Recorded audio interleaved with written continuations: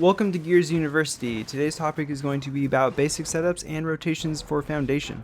I'm going to do a quick run through of how to set up as a solo player through a 5-man squad towards the end. This video is going to be a little bit different as it won't be focused on gameplay but more about the overall strategy. It should also be noted that I'm going to be using escalation for my examples, but the same ideas can be applied to any game type with some small tweaks. If you like this video, let me know down in the comments any other maps you would like me to cover in future videos. Now, let's get into today's topic. Knowing how all of the areas in the map are connected is key to knowing how to hold a setup. Let's take a look at the Foundation overhead map. Like a lot of maps in Gears, Foundation has 3 main lanes that connect through a circuit around the map. The 3 lanes for Foundation being through Cave, through Mid, and through Statue. The circuit completes going through the spawn areas, and like most maps, there are ways to cut across to the different areas of the map. You can go from Statue to Mid through Closed, from Mid to Cave through Open, and you can bypass the Statue area by going across the bridge. Before I begin with the actual setup, it's important to note that it's almost impossible to achieve a perfect setup in-game. This is simply something to work for once you have gained an advantage in a round. For escalation, I find that a lot of players aren't sure what to do after securing their home hill and winning the neutral hill. And they will either push too aggressively towards the enemy home, or turtle up and play too defensively, making it too easy for the enemy to take back control of the map. When choosing where to set up, you want to make sure you can cover as much of the map as possible. So I have marked on the screen the areas I deem the most important for the first half of an escalation match on Foundation. You can see that most of these areas I marked are at a crossroads of multiple routes through the map. Arguably the most important is Mid. If you can hold this, you are controlling 4 key routes. The second most important is the top of the enemy's cave ramp. This gives you sightline directly on their entrance into the map circuit, as well as pressure on their home hill players. The third key spot is the start of the bridge. This keeps the enemy from being able to easily push across bridge or through Statue and gain control of your side of the map. Notice how all of the different paths through the map are being controlled by just these 3 positions. The first position I want to talk about setting up at is the top of the opponent's cave ramp. This player is able to see and call out every player that leaves the opponent's spawn. This is also a relatively easy location to defend and should require 2 opponents in order to push this player back. The second spot to talk about is the bridge intersection. This spot is hard to control with a shotgun since it's so close to the enemy home hill and they can just rush out and overwhelm you.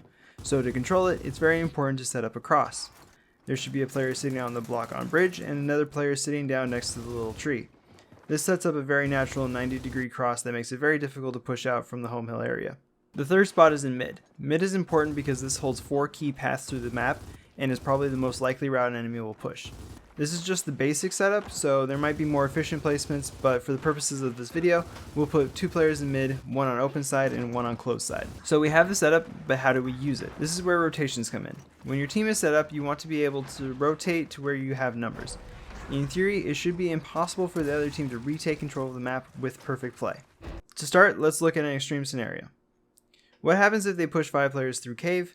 The player on ramp will back up and leave ASAP. While the player on Little Tree will move up to capture the enemy home hill, this leaves the player on bridge in a position to help cross if the 5-man group decides to push out of B, but your team will still have 2 hills and map control. Now let's look at a less ridiculous scenario. The enemy pushes 2 to Cave. It is very important that the player on ramp doesn't die here. As soon as they see 2 people, that player should leave and escape from the area. Where he goes depends on where the rest of the team will go. There are 2 opportunities for numbers for the defending team. The 2 players in Mid can go to Cave and try to pinch the 2 players pushing there. Or they can move up and the 2 other players can move as well and play for a 4v3 on the home hill. If the ramp player will get help, then he should back up towards their ramp while the 2 Mid players set up a cross. If the play is to push the enemy home hill, then the ramp player should sneak out of open. The player can then hold open so that there isn't an easy flank on the home hill fight, or go join and make it a quick 5v3. There are several different scenarios, and there's not enough time in this video to cover all of them, but the key is to make sure that you can react to the enemy numbers, and figure out where your advantages are, and attack there faster than the enemy can attack your weakness. And this is important. If you are being targeted as the weakness, it is critical to survive. Your team should be able to win the other fight, and then they will come help you with what should be a much larger advantage than before. But what do you do if you're not playing as a 5-man squad? As a solo or duo squad, it's hard to hold a setup while relying on random teammates. My recommendation is to pick one of these spots that your team doesn't have filled currently and start holding that area.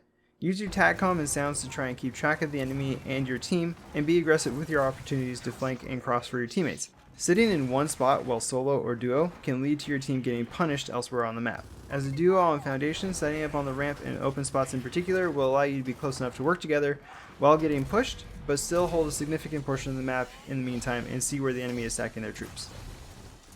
With 3 or 4 players, you can cover all 3 key spots on the map, but each player will be a little bit more spread out than is ideal, and it will be important to not die in the event of being pushed. An abundance of caution is recommended, as one death on your team can lead to the remaining randoms getting caught unaware and lead to massive problems. Hopefully this video helps you maintain map control in your matches. You can apply this same sort of idea to every map and game type in Gears. Find the key points on the map and work out the best way to defend them. If you have questions about other maps, let me know in the comments, and if you have any suggestions for future topics or ways to improve this style of video, leave those down in the comments as well. I will see you next Tuesday for another video.